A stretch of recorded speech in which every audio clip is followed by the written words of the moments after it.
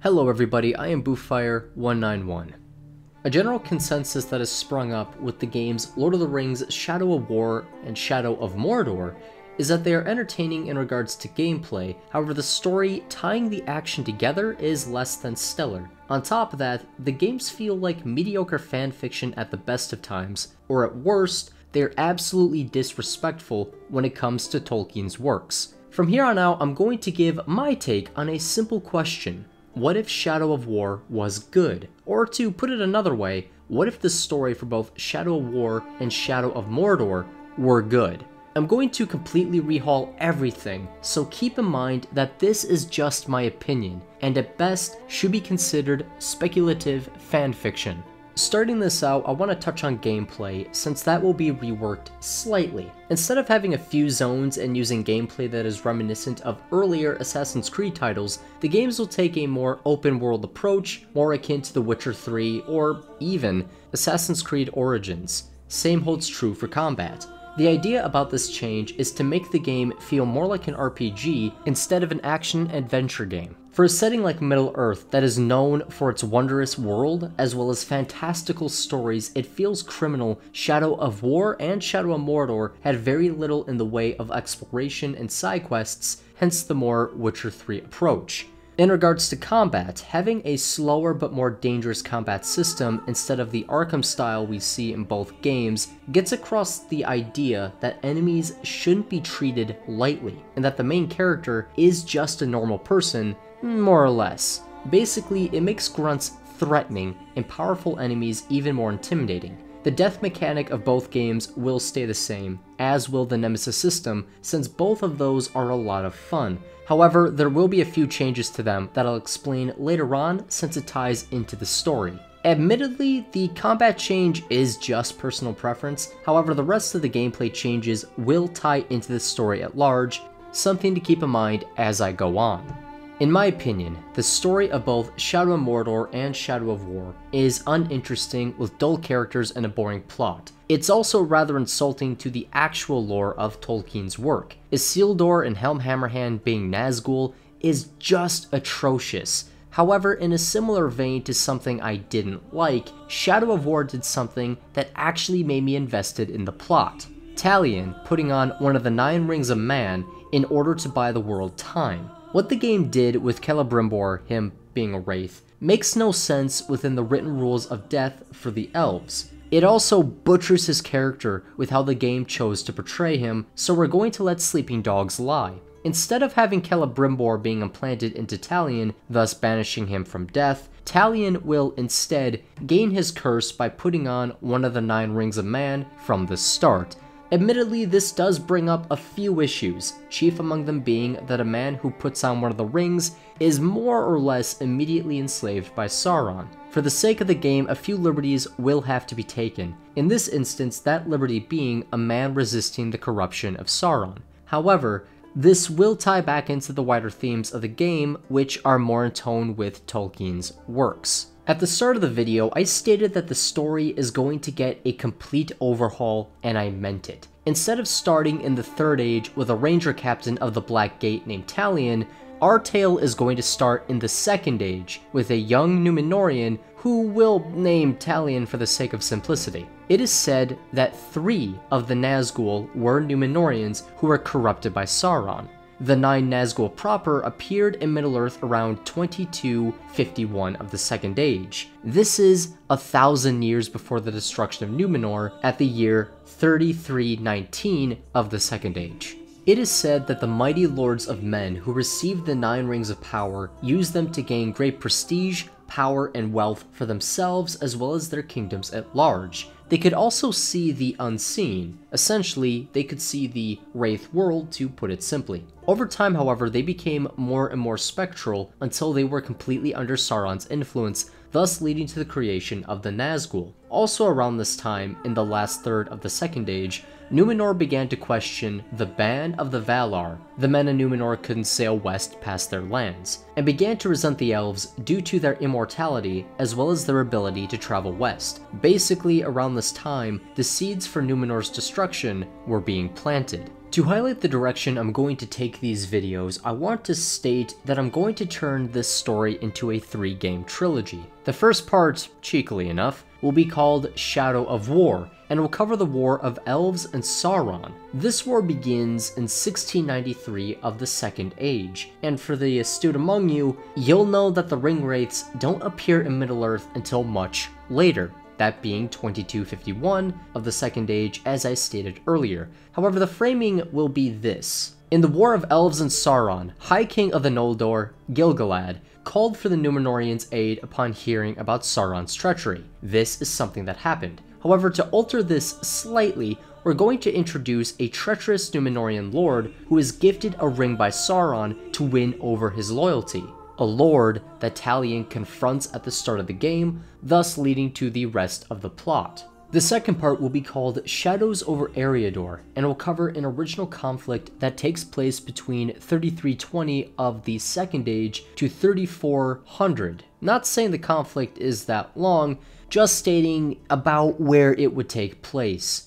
Within the timeline of the Second Age, the years immediately following the destruction of Númenor have very little written about them, except the founding of Arnor as well as Gondor. Even then, the next major event doesn't happen until 3428 of the Second Age, with the Siege of Minas Ithil and the beginning of the War of the Last Alliance. The third and final part, once again, cheekily enough, will be called Shadow of Mordor.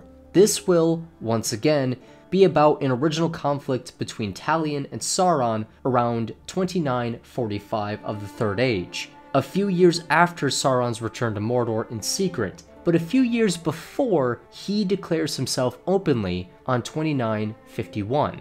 No doubt many of you are asking, wait a minute, with the chain of events you rolled out, wouldn't Talion be thousands of years old? My answer to that would be yes, which is the point I'll get to eventually.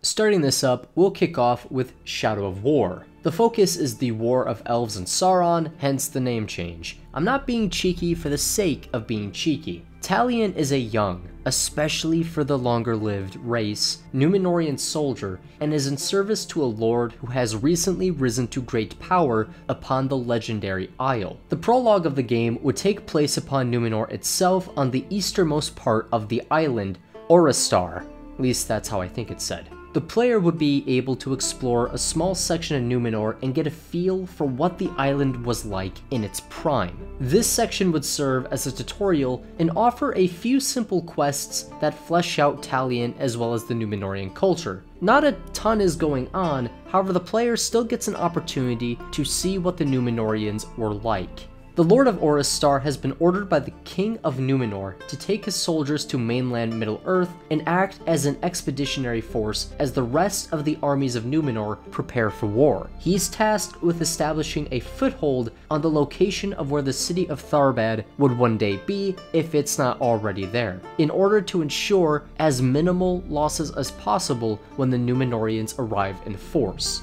So the Lord of Orostar, Talion, and the rest of the expeditionary force set off for Middle-earth. As the Númenóreans are just about to reach their destination, Talion notices in the trees that lie upon the banks of the Gwathlo that orcs are watching them. Talion informs the Lord of Orostar that they will most likely be attacked, but the Lord does nothing. Talion keeps warning his Lord about this, but he is constantly ignored as the Lord does nothing. With a sense of unease and dread, Talion takes matters into his own hands and spreads the message across the fleet by falsifying orders that he claims are from the Lord. With his soldiers on heightened alert, the Lord realizes what Talion has done and imprisons him, much to the other soldiers' confusion. Eventually, the Númenóreans reach their destination, and a vast army of orcs is waiting for them. The fleet, and by extension the army, is torn to shreds. However, during the battle, Talion's cell is shattered, giving him a way to escape. Instead of fleeing, Talion decides to go to the Lord's chamber and confront him. From here, the Lord states in rage that Talion complicated everything, that he would have become king if not for Talion's meddling. The pair fight, resulting in the game's first boss fight. Ultimately, Talion wins,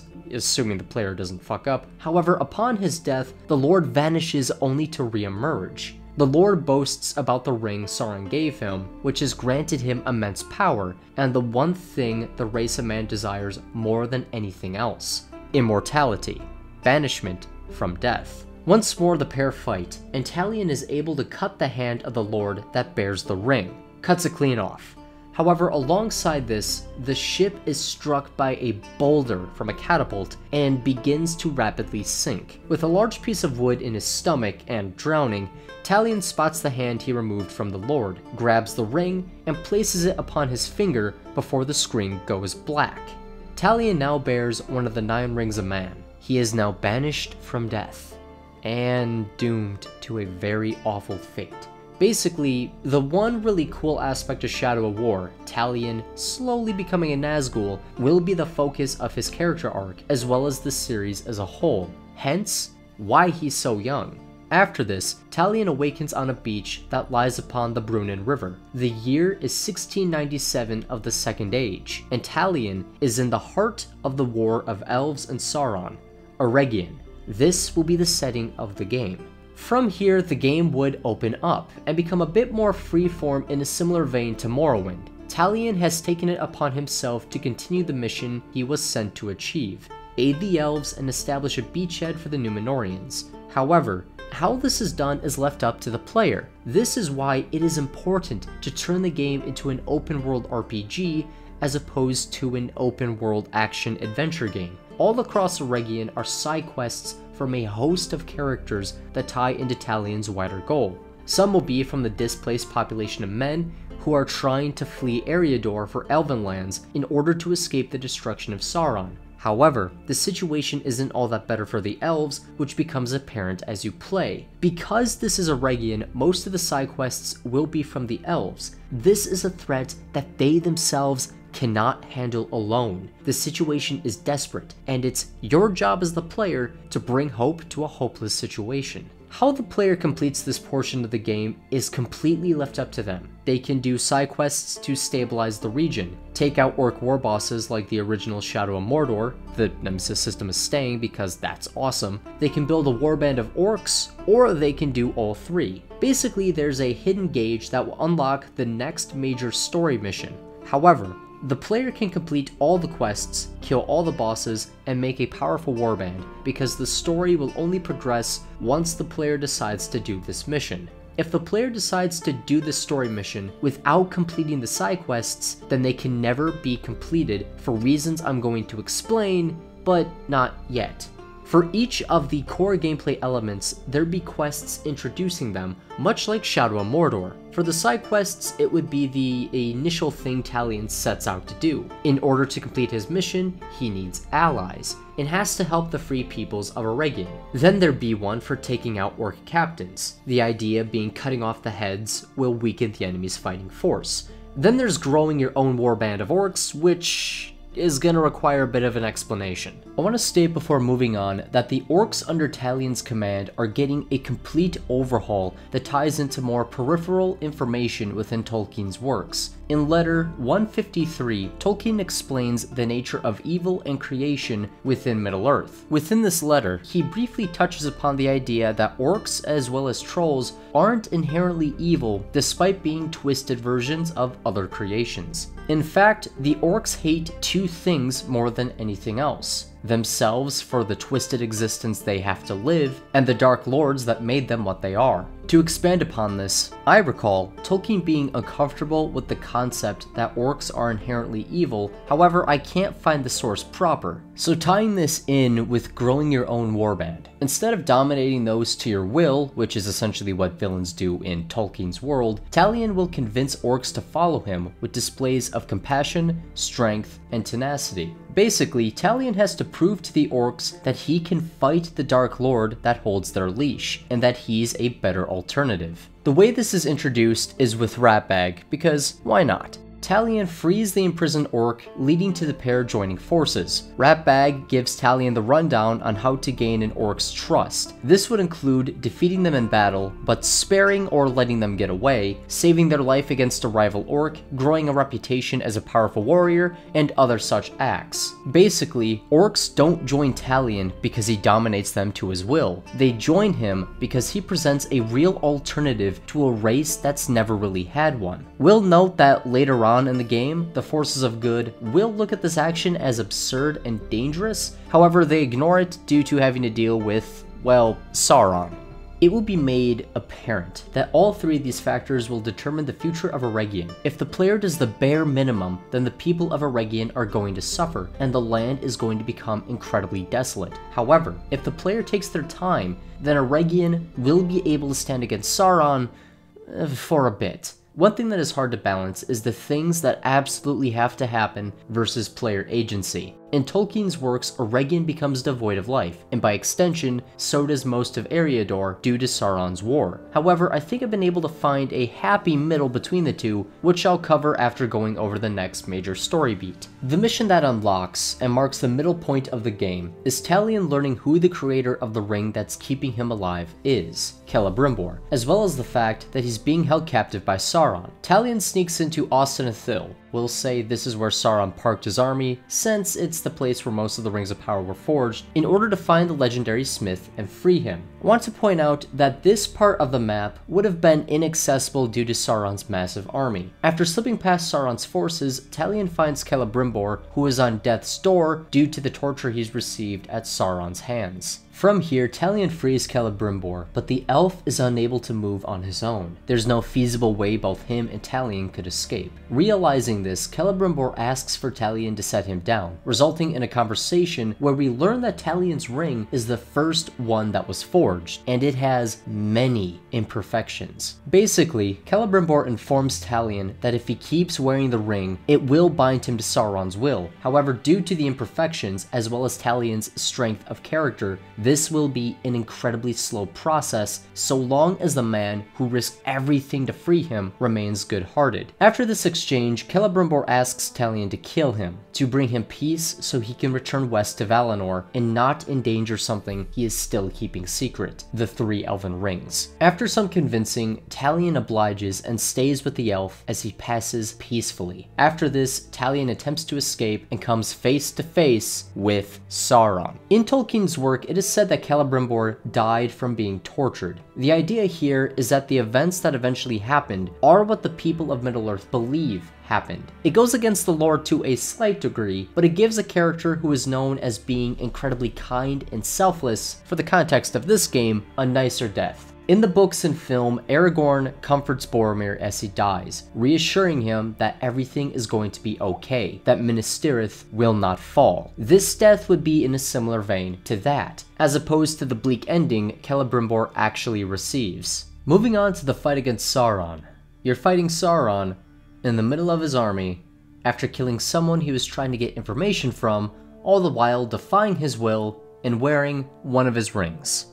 Your character is gonna die flat out. Thank God, a major feature of the game is dying and coming back to life. The boss fight against Sauron will be incredibly difficult, as in, he can kill you in a few hits. However, if you're able to get his health all the way down, Sauron will stagger back and call upon his army to take care of you. At this stage, you'll be fighting hordes of increasingly difficult enemies until you're more or less just taking on trolls. If you're somehow able to kill the trolls and all the orcs, you'll be treated to a cutscene. This cutscene will entail Talion standing on top of a mountain of corpses, orcs, wargs, trolls alike, staring Sauron down. Talion collapses to one knee, exhausted from killing a small army, and points his sword at Sauron. Forcing himself back up, Talion rushes Sauron with all the strength he can muster, and after exchanging several blows, Sauron is able to get the upper hand, resulting in Talion more or less getting obliterated, resulting in his first catastrophic death. Before moving on, I want to mention that if Talion dies before this, then a less badass cutscene will play, determined upon how far you as the player made it in the gauntlet. Now, a catastrophic death is a death that will take time for Talion to come back from, basically him getting blown to pieces. This will result in a time jump, an alteration of Talion's appearance, and give the developers a tool to make certain fights mean game over if the player loses. After his death, Talion re-emerges in Eregion several years later, hence why side quests couldn't be continued after doing this mission. We'll note that there are now new side quests, but that's getting off track. The year is now 1701 of the Second Age. The Númenóreans have arrived, and Sauron is on the verge of defeat. Based upon how much you did prior to Ostinithil will determine the state of Eregion. Did all the side quests and raised a mighty warband and crushed the orc war bosses? Then Eregion has weathered the storm and is continuing the fight against the heavily diminished forces of Sauron. Didn't do a ton and immediately rushed to Ostinithil? Then Eregion is more or less a barren wasteland where only the truly desperate reside. Basically, your actions will determine the state of the world at this point in the game. Talion's objective at this point in the game will be to aid the forces of Númenor and Lindon while leading what survives of Eregion, including your warband of orcs. Now, I will state that due to the catastrophic death, Talion looks more Wraith-like. He looks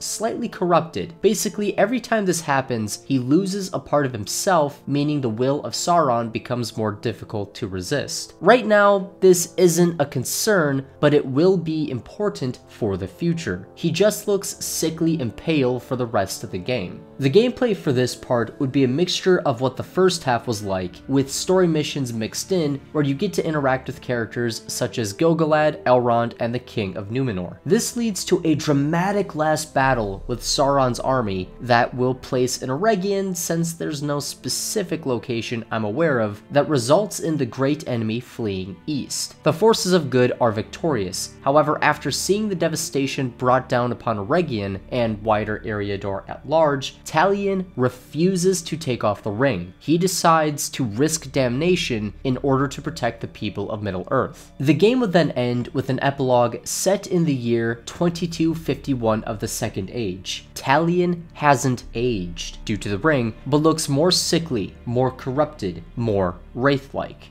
In the epilogue, the player would be given a fully leveled up Talion to play with as he is attacked by 8 figures shrouded in black robes. For those who know their lore, 2251 of the Second Age is the year the Nazgul make their first appearance. The 8 ring wraiths attack Talion, and with their superior numbers are able to kill him, leading to the end of the game and giving a glimpse of what the next one will hold in store. Now, this script has gotten rather long, so I'm going to split this into multiple parts, possibly just 2, but most likely 3. I know, bit of a Debbie Downer, but this murders my throat. So, with that said guys, I hope you've enjoyed this video. Tell me what you thought down below. I have been Boofire191. I'll see all of you guys next time. Goodbye.